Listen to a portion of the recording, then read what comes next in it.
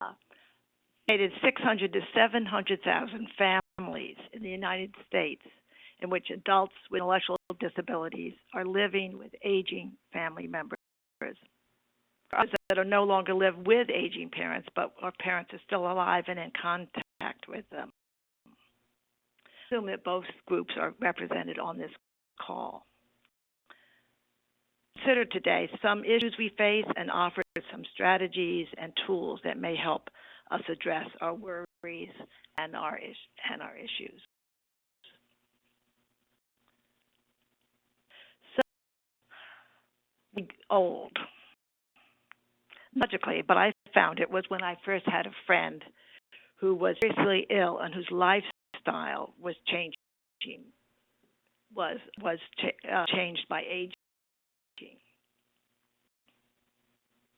It realized I too was vulnerable and should think about passing on a responsibility for our child. Let me tell you a little bit about myself. We have children. Are just turned 50. That really made me feel old. Child is 47 and is one with intellectual disabilities. Youngest is a daughter at 42 with young children still at home. Now, I'm 76 and in good health at this moment and expect to be able to care for Tom for quite a while. But all he needed to start thinking about his future was to have a close friend be diagnosed with cancer. And a lot about our future and our future. With other people with disabilities and is well cared for now. I'll tell you what issues I'm dealing with, and I'm sure that if parents on this call, and I think probably 2/3 or 3/4 of you are parents, the issues that I was aware of. Technology or declining health. I could no longer do anything significant in the evening anymore. And I don't love to drive at night. I can still do it, but I don't love to drive at night. Another was learning a new system of support and services, and that was the system of elder care. Emotionally letting go of control over my life, over my husband's life since he's not on the call, and control over my son's. That's really acknowledging that there are multiple generations involved, and we're all changing roles, and sometimes at the same time. And I want to know where the roadmap is. So these issues, and these are some of the issues that I'm assuming you are facing.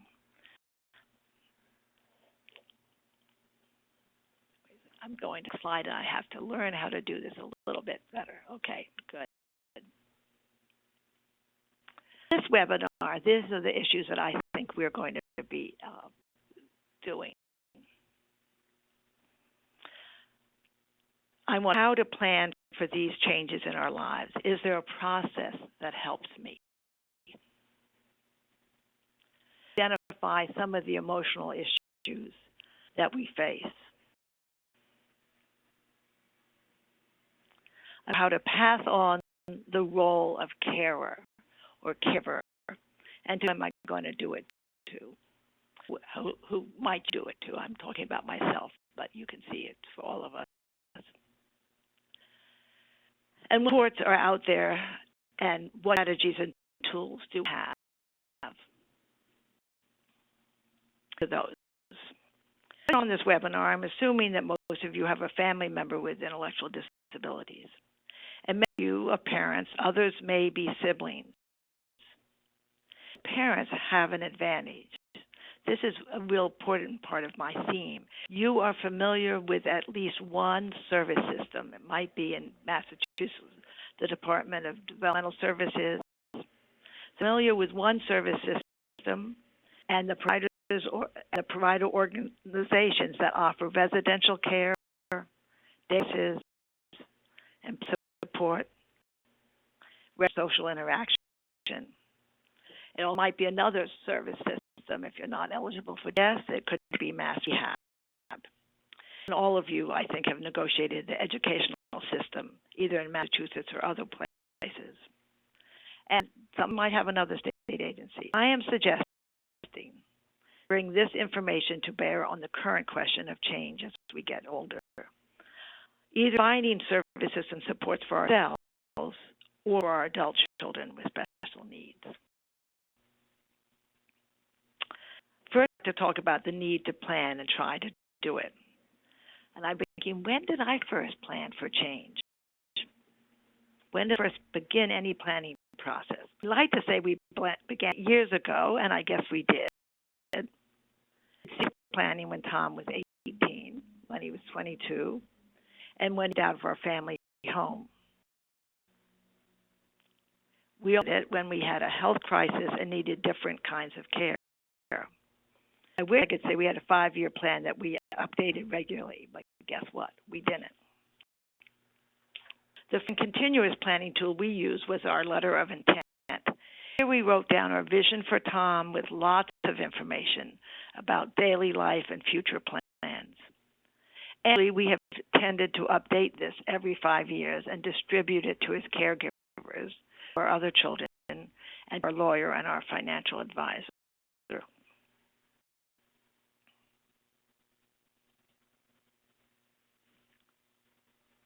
There were a few milestones that are worth noting. Milestones that legal implications. All of you know the milestones of turning 18 when you have to check on Social Security. And when 18, we applied for SSI. It also took him to register to vote. Those days, one had to register for the draft.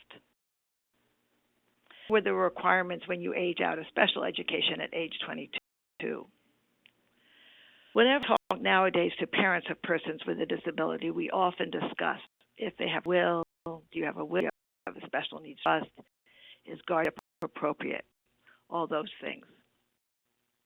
Now, comparable trigger points for is it the first time someone at Burger King gives you a senior discount when you didn't ask? That was what it was for me. The AARP sends you their first flyer in the mail. I know I can remember when that was, but sometime in my 50s, maybe 50 or 55. It was at 65 when I had to apply for Medicare. For us, it was when my husband turned 65 and Tom was eligible for SSI. We went on Medicare as a primary health insurance instead of Mass Health. The eligibility requirements, reporting requirements, and lots to learn. So that's a milestone. A milestone for us, but not for everybody. But us as aging parents was to remember that at 70 years and a half, we had to start taking our minimum distribution out of an IRA, drawing down our savings. That's for elders who have IRAs, which not everybody does. But not so relevant for caring for our son, but it was a wake-up call of worry about who will support him when we're not here, and will be enough money to help him, any extra money to help him, and leads to who will watch over him. All this is that there's a whole new system to get to know, the elder care system, whether we access it or not. And what does a system mean? Eligibility requirements, benefits, service available, quality of those services. I emphasize how once we know one bureaucratic system, we know how to figure out another one and its complexities. You don't know the system itself.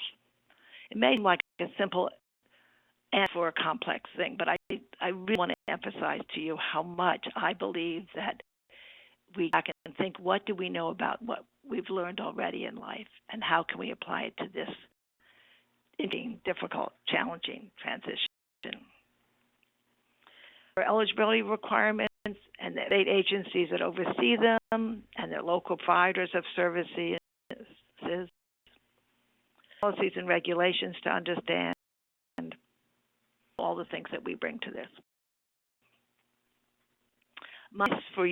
For these milestones is to find a good lawyer to advise you and consider one that understands special needs law as well as elder care law. Luckily, in Massachusetts, we have lots of good ones available. More about the planning process later in this hour when I introduce some specific tools to you.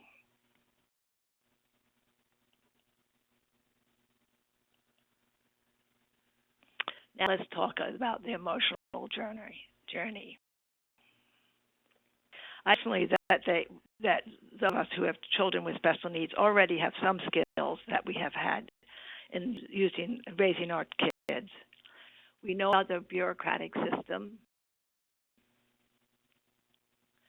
We know go. We now keep records.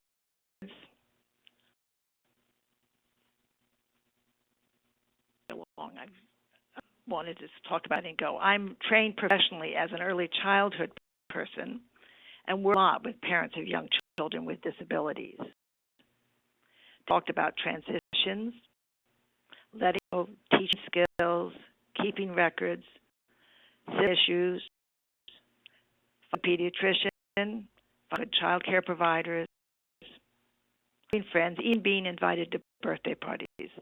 The same issues that we as parents of older individuals with disabilities need to consider. I'm going to a whole lot of it. Health care, friends. I'm going to go back to that just a minute. Well, I want to talk to just a minute about the issues. I'll talk more about health care providers and having friends. And strategies for all of these, but I want to talk right now about sibling issues.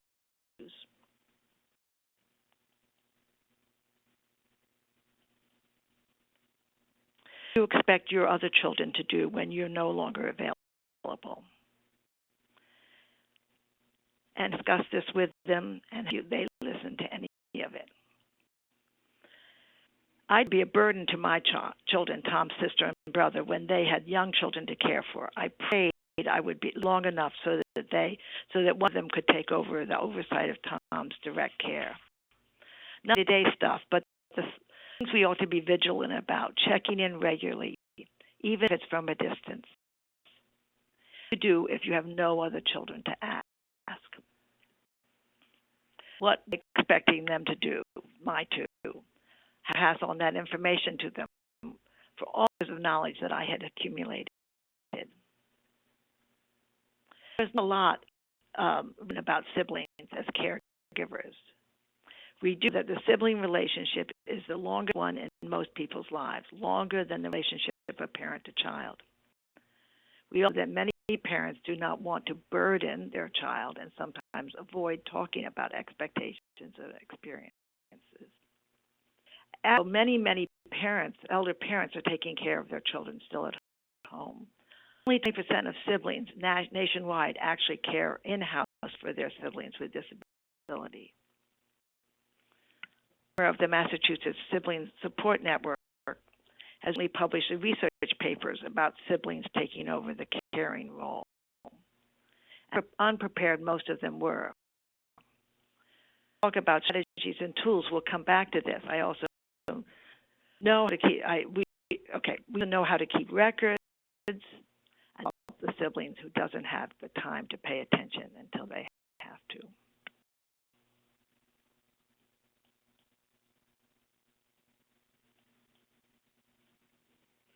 Now to move on a little bit to thinking about identifying and securing supports for ourselves.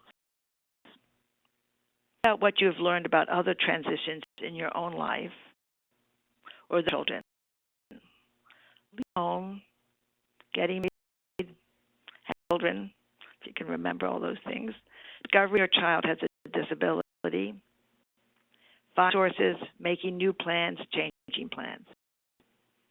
We can be aware of some of the strategies that work for us, for our lifestyle, for our family that we can apply to this specific issue of growing older, concerned about our child with special needs. about gathering information? Do we know about gathering information in a new service system? Think prepared how I've prepared our children and ourselves for a move to a new residence, either a move for a new residence or for our child. What period did we use? What specific steps did we take to break the news? How did we let go? I think we can take what we learned from about transitions with our child and apply the same strategies for any transition we make as we age, either in place or by moving.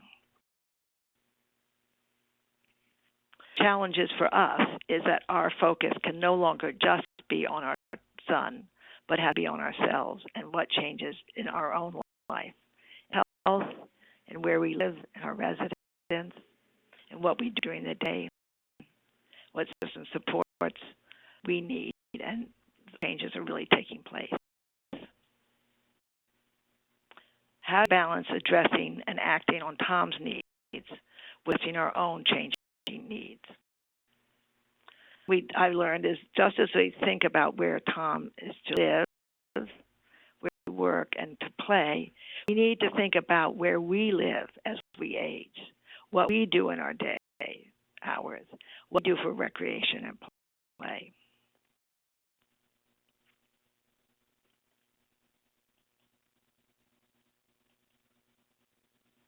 Okay, I'm going to go on and tell some strategies and tools we have available. So to you, and first and foremost, is to do person-centered planning for 2 generations. So let's talk first about what is a person-centered plan. Roadmap for your child's journey or for your own journey.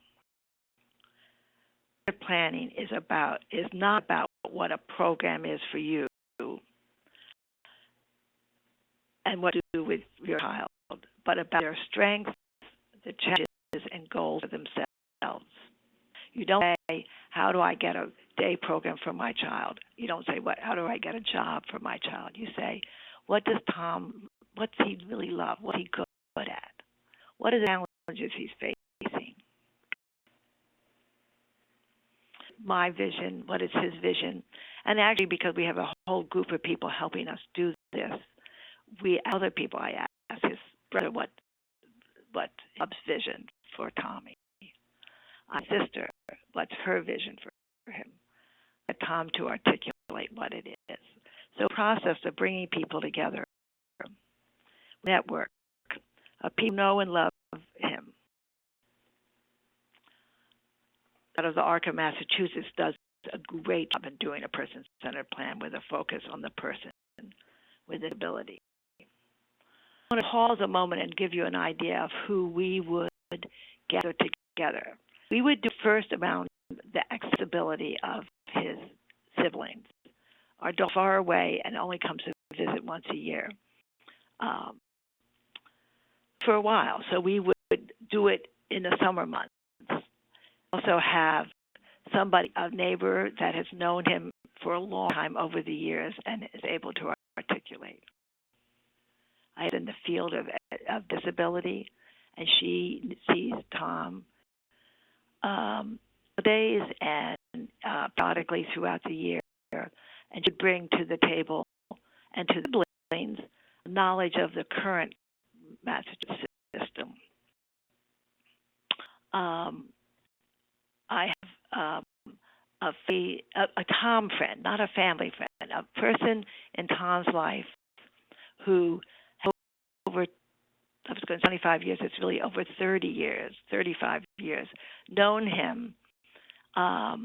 He worked with him when he was 20, so I guess he's not 30, over 25 years. But she's known him consistently and sees him once a month. And she has a completely different perspective than I have. Then we would have a job coach that knows him, or we would have certainly the current staff that know him. Each person chooses their own. But it would be if we were thinking about Tom's needs and Tom's vision. And Tom's group. No, and on this when we've needed to change jobs. The issue that we're addressing today is what happens when we grow older. We also have to be thinking about what your needs and desires are, how to find the right balance. A source available besides the support brokers is the Institute for Disabilities at the University of New Hampshire. They have a tool online that helps elders look back and map their lives, and from that information, it allows us to make some plans going forward. Simply called Look Back, Plan Forward, and reference for it in a later slide. I give it to talk to you about that is I think if you were to go into their Institute on Disability website and look back, plan forward, you have an online that would help you without a outsider look at how you might plan your life, do a person-centered plan for you. And if you have a spouse that's involved, then they should do that too. And then you get together and learn how to what you might have similar and go forward. And it's lots of people that do person-centered plans and lots of ways of doing it. But the advantage of the University of New Hampshire Institute on Disability is that you can do it in the of your home and stumble through it. Now, with a plan, it's a good time to bring siblings into the conversation. I've talked about how I would bring Tom's siblings in, but I want to suggest that inviting them to another meeting. We've invited our kids to the meeting with a lawyer. I've not been to the meeting with any DDS people, but to lawyers, DDS, job sites, certainly doctors if it was appropriate. It's a complex system that you know so well come alive to them and have them meet players and understand the issues and have the agency know that there are siblings that are there and that are caring and interested. So always remember to bring the siblings into the planning.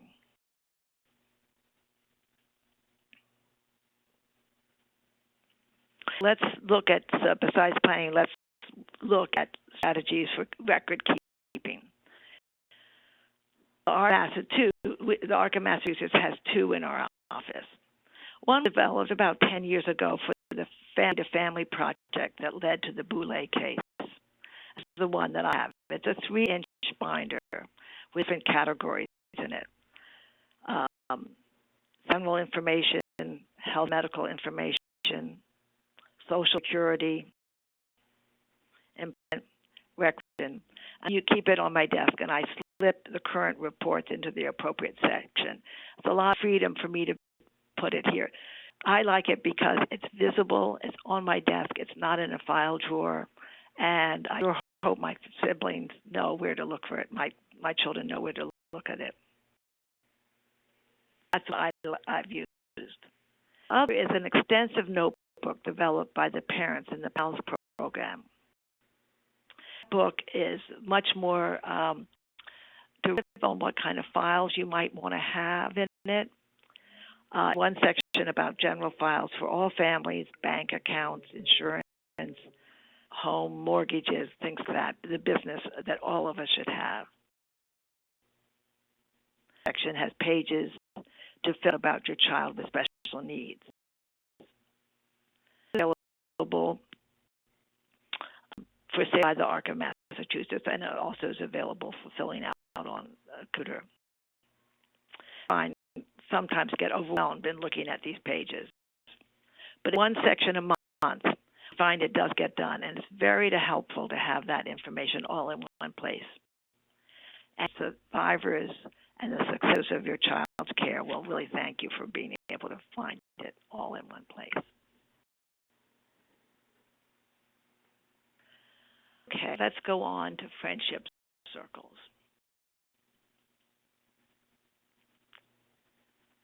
We ask questions. we get is, who will monitor my child's care if there are no siblings around? Look at the ARC in Massachusetts in the support brokers section address that in some ways. In that model, there is a leader of a circle of friends who keeps track and encourages individuals to visit and engage in friendship. Person who is the focus of this circle. There is paid a fee to keep the volunteer circle active. Is to pay a trustee or an outside agency to do this. I understand you're not paying for friends. You're paying for someone to remind, cajole, and encourage friendship visits. Then people come to us and say, but my son has no friends. And it's really the facilitator, the leaders available to sit down with you and think, where do you think the friends are? There might be friends for your child. Not. But put 3 or 4 together and we can work on that with you. One of the things that we was that young children can have school now. There's a lot more social skills training around for them. Our children who were in the 40s and 50s usually did not get this in school. And so we're not out in the community the way that we are really encouraging people to do nowadays. So it'll be more challenging, I think, for us as we get older to have friends for our children, but there are strategies and tools that can do it. So activities in the project called Widening the Circle, which really began as Real Friends. If you look on the ARC of Massachusetts web page under projects, we have the Widening of the Circle, which last called Real Friends, and this suggests local places to find new friends in the community and ways to do it.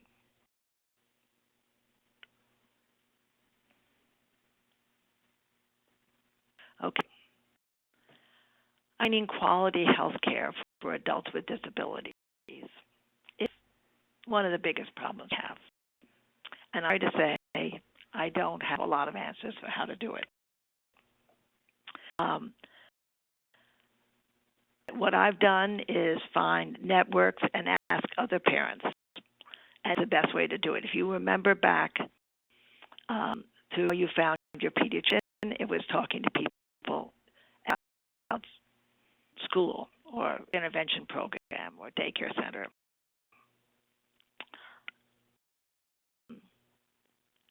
A program that was really great locally for kids with sensory integration, and we all said there at one time. As adults, we're often more isolated as we're tired. This is one time that is really worth asking others if they found healthcare providers who understand disabilities. Just keep on looking for it. One of the people recently, as I prepared for this, the one which may keep the parents from moving away and the whole decision of taking their child with them or leaving them at home back here is the whole issue of working into a new healthcare system. It's almost made I can't say it's a major issue, but it's the one that people say, should I stay here? Should I move south? Should I move closer to another child? What should I do with my child with special needs? And I don't have a lot of good answers to you.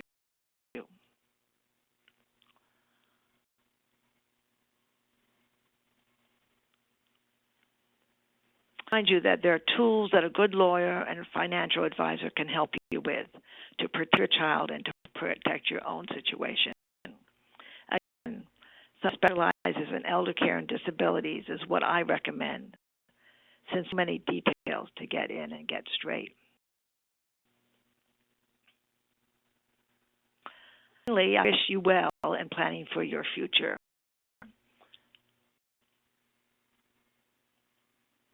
And for life for your child and a good life for you.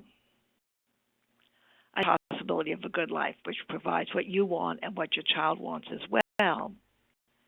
And Massachusetts is very interested in hearing from you you tell your story in achieving a good life, so that we can use it in our work for advocating for others. So when you find this, come and talk to us about it.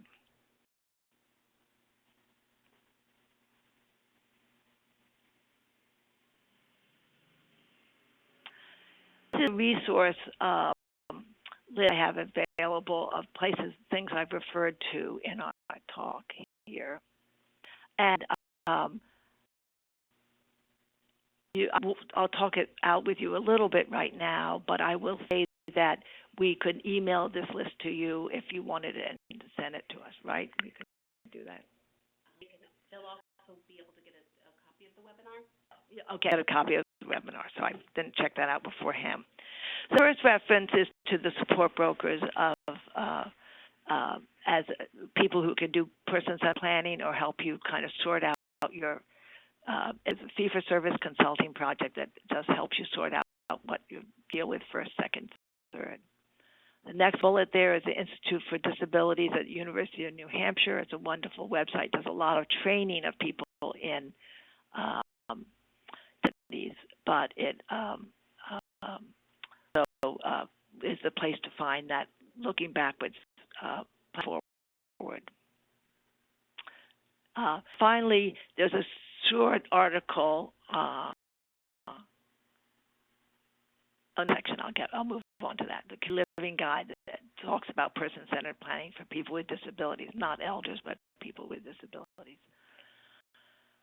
Okay. Is a addition to the really research paper by Hoya and John Kramer about siblings as caregivers. That's a current, up-to-date one. I'd like them to write something that any of us could read, but if you're interested in research, that's a really good one, and I found it really helpful to think about. Where's my next one? I just have to, okay. Sorry, here we go.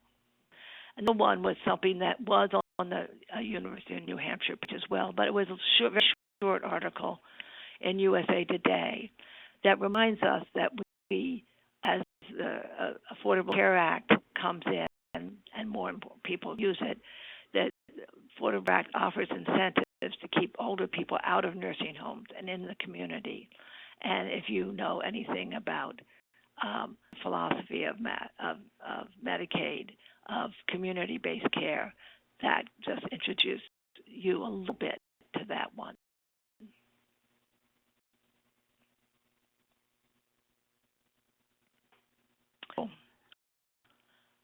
Those as I have available to you, I want you to be thinking, what will I do next? To inspire you, I thought I would tell you what I would do next and then ask what you would do next. I'm going to finish my draft of the most recent letter of intent. I've seen on my laptop. I've showed it to my children. They've made suggestions, but I've not incorporated suggestions, and I will do so, and then I will send it out to my lawyer, my financial advisor, staff at the house where it lives, back to both kids, and I'll put it in my special record book. I said by the end of the month, I haven't said which month, but let's say within a month, I'm going to make an appointment with our lawyer to update any legal and financial issues that we've let slide. We do this on a regular basis, but always good to remember to do it. My loose leaf notebook is up to date. I did not put things in it because I might lose them on my desk. When my daughter next comes to visit, which will be this summer, I'm going to remind her where it is and then sit down with her and go through it for at least half an hour so she can see what's in it and be familiar with it. What are you going to do? That's what I would like to ask, what you were going to do. I'm not going to thank you. I will thank you for listening to me, not thank you for attending to me. And I will pass it on to Carrie, who will help us address some of the questions. Well, Evelyn, you certainly have given us lots to lots to think about. So anyways, we'd love to be able to answer your questions. So if you could just chat them in, and I will read them, and then Evelyn will be able to read them. Marianne, have any suggestions on how to present the idea to our daughter about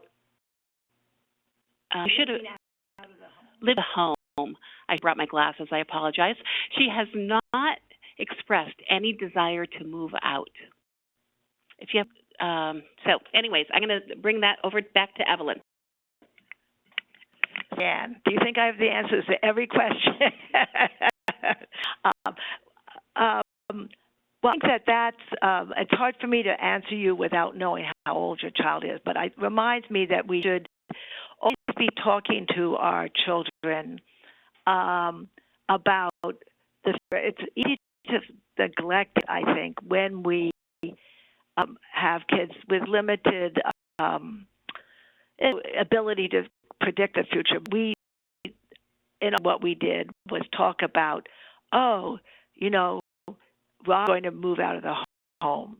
He's going to go to a new job. He's going to find his own apartment. And then when he gets settled, you can go visit him there. So we have had models of kids. Now, that's back when they were 20 or 30 or 40, 20 or 30 years old. But the idea is for us, it was always that there would be some place to go. I personally wanted somebody to the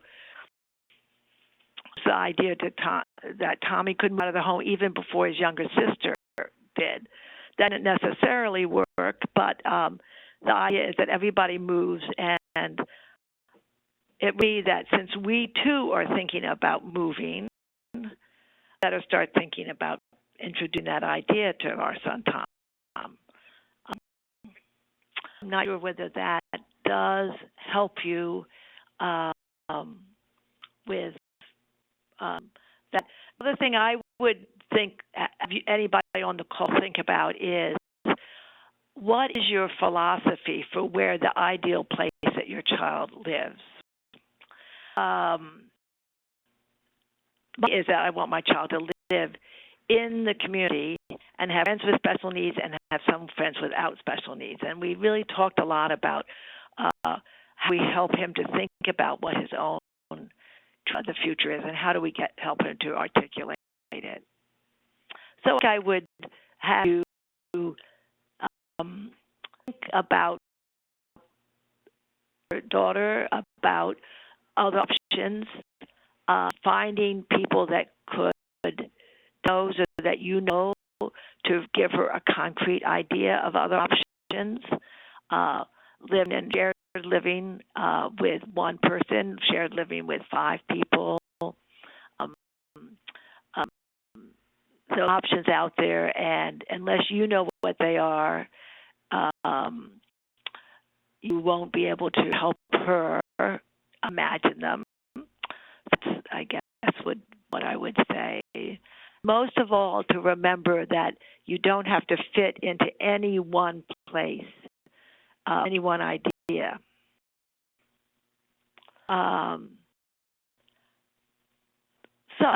And I think this is still Marianne I'm talking to. Does your daughter have friends who've moved out of the home?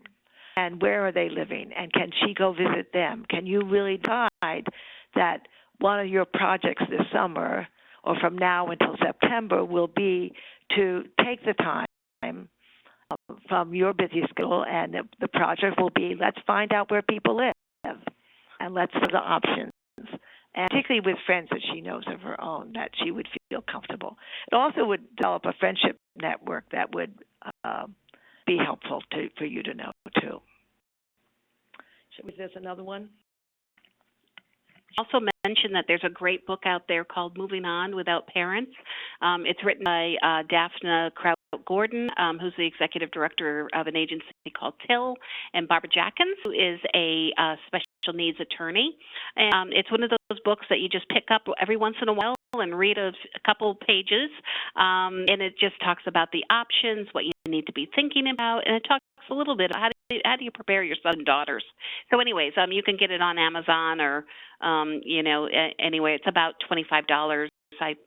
A book. So anyways, and then the Mass Families Organizing for Change next year in 2016 will be holding a conference on housing. You'll probably get far more information than they planned on. So anyways, it's a great resource day. So we did get another question. Where can I get Evelyn's special notebook? Well, I can find it in the cellar of the ARC here. Wait, are you there still? I think I got cut off. It sounds. Can you hear me still? Okay. It sounds like I got cut off here. Talking about the one that I use, the one that is available is from PALS. We have available. This is coming through. Okay. Send me a little note if you're not hearing this. Well. You can get it from PALS. Call Carrie Mahoney at send email to info@Support Brokers, and we'll send you information at that.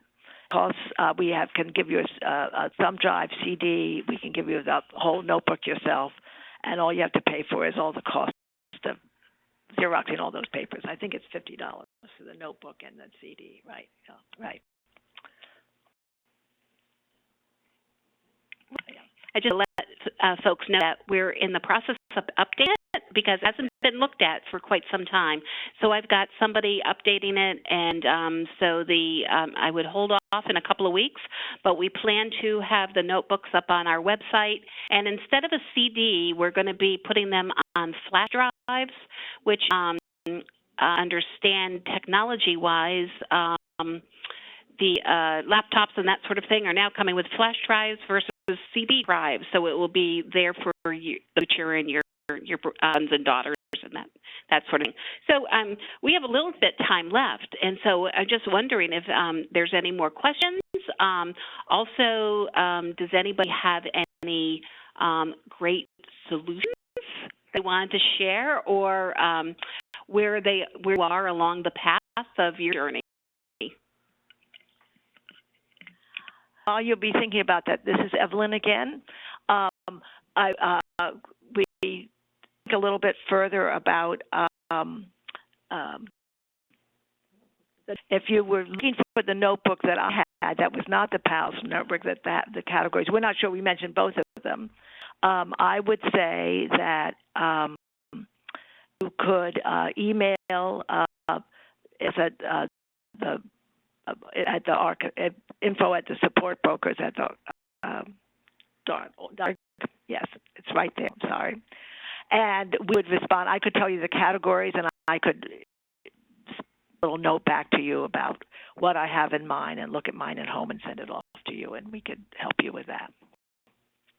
I'm curious as to whether any of you think that the faith I made in talking about this is saying that because we know one system, you can get to know another system. And I'm not sure whether that makes sense to you or not. What I realize is people say to me, is this a state-run thing or is a community-run thing? Is this a profit? The questions that people are asking about jobs and living situations show how little most people understand how disability services in Massachusetts and different sections of Massachusetts are done. So I would be curious as whether you really test.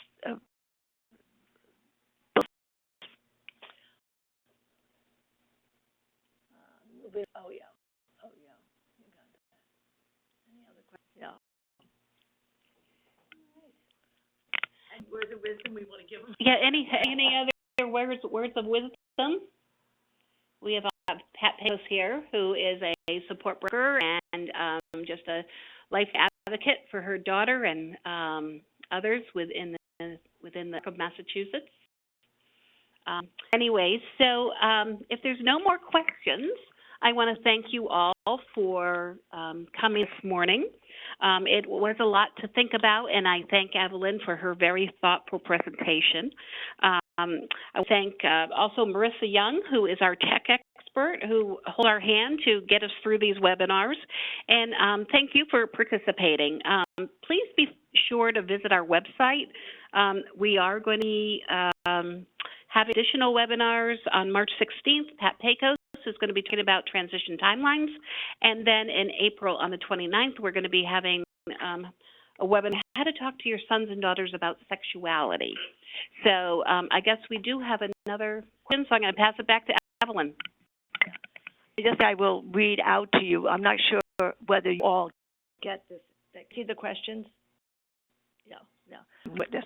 Okay, for Mary Ann, who is basically very active in it. You said, for your information, we're starting with Commonwealth Community Care based at Boston Medical Center at West to replace our daughter's pediatrician, and then to specialize. Their doctors specialize in adults with disability. And that's exactly the kind of stuff that they do. I know that MGH, somebody just told me this and I was remembering it, has a special clinic on autism and a special clinic for people with Down syndrome for adult care.